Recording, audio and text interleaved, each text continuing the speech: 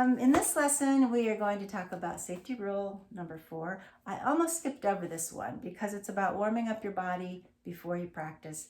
And we've already talked about that some, but I just felt like maybe I haven't nagged you enough about it. I really want to talk a little more, and I don't want you to underestimate the power of warming up your body before you practice. And I want to let you know while I'm thinking of it, this is something that I've discussed with a couple of physical therapists. One of them is a hand specialist, and because I like to check out anything I teach that is physical about the body and our health, I check it out with my own professionals or friends who are professionals. And they said, especially the hand specialist said, oh yeah, you really have to, get the blood flowing, and then you have more oxygen in your joints and your extremities, and then your body can work for you to protect you from injury and to heal you up right away if you do have any strain. So this is a real thing. I didn't make it up. So rule number 4 is before practice, take a few minutes to do an exercise that you know is safe for you that will warm up your whole body, get the blood flowing. So I'm not talking about an exercise program, a 20-minute aerobic workout or anything like that. You don't have to buy new shoes. Just anything that gets your heart rate going a little faster. It could be a short walk, playing with your dog, vacuuming, going up and down the stairs, throwing punches, just, whatever works for you to get your heart rate going a little bit faster. And if you're thinking, oh, that's just going to take time out of my day and I want to use my time for practice, well, it's buying you time, because if you skip over this in the long run, it's going to come back and bite you, because this is going to help prevent injury, which is going to give you more playing time. And you can just plan in a clever way. If there's something you do anyway, like, vacuuming or playing with the dog, just plan your practice to be right after that. And then it's not really an extra thing that you have to do with your day. Let's see. Okay, I wanted to tell you just a little bit about my miracle. Sometimes our injuries last so long, or they just seem so immediate when we come to the guitar. But there are several things we are going to talk about that we can change.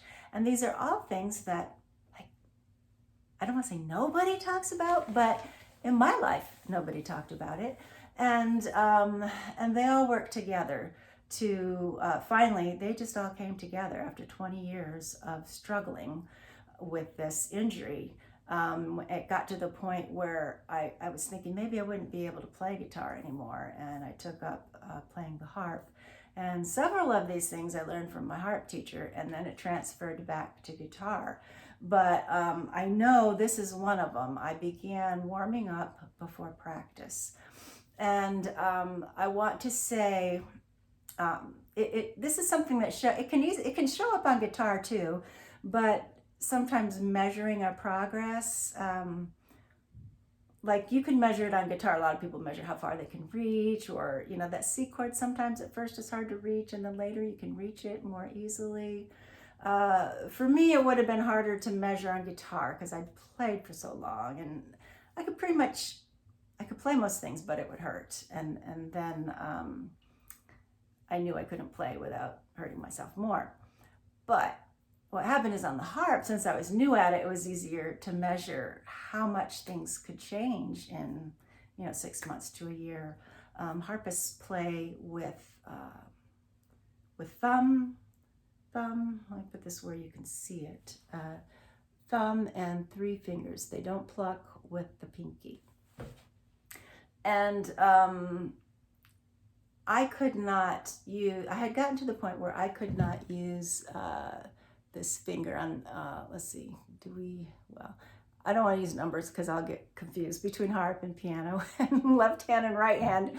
I'll say the wrong number. Ring finger I could not work with this finger on guitar or harp because it would hurt too much right away, and I knew I was injuring myself. So I figured when I was learning harp, I figured I would just be a 3-finger harp player. I would play with my thumb and my index finger and my long finger, and I would just get as far as I could.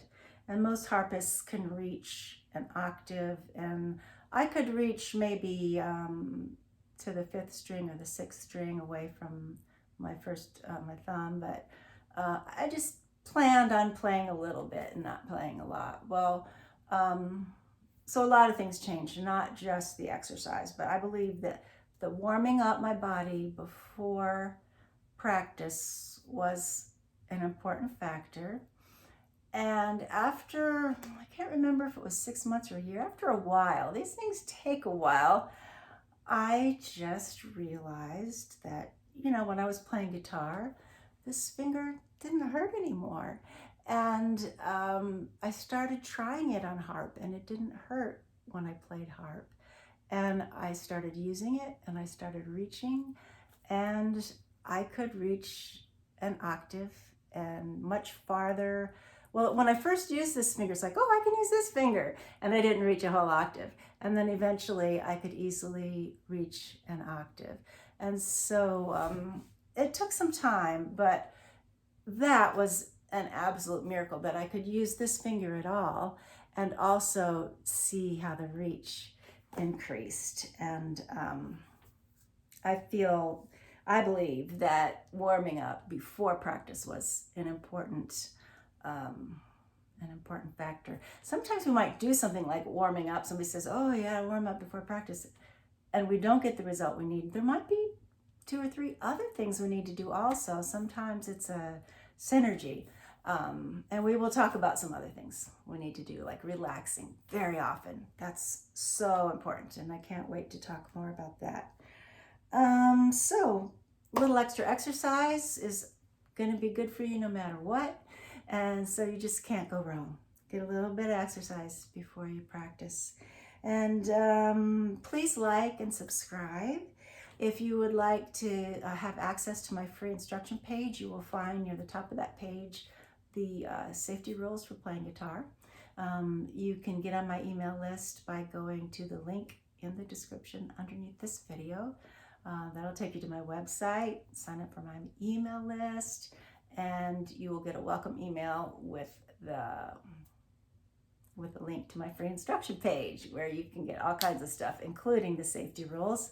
And if you've already signed up and lost track of the safety rules, I include that link with every, I'm sending a newsletter out at least once a month. So you'll get that. You could always email me too, and I could send it to you. So I'll see you again next time.